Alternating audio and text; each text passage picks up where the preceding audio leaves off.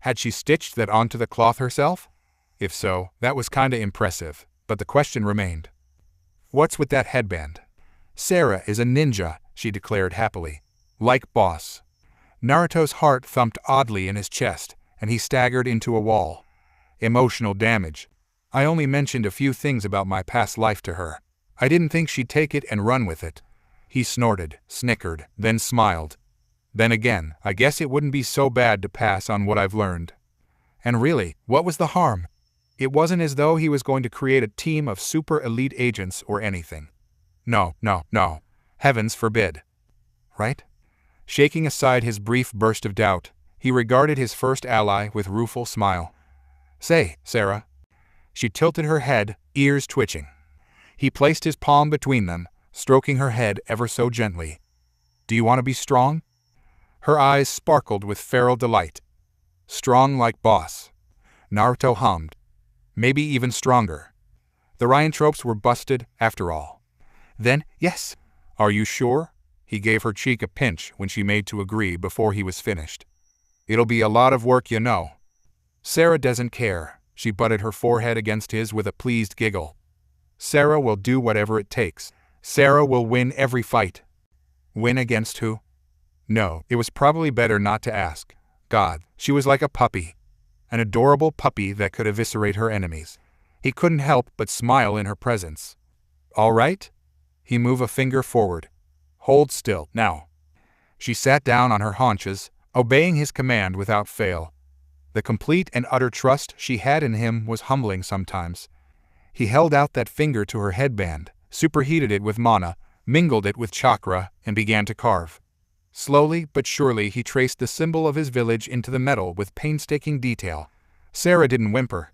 Not once. It was a testament to his newfound levels of control that he could do this without hurting her. Done.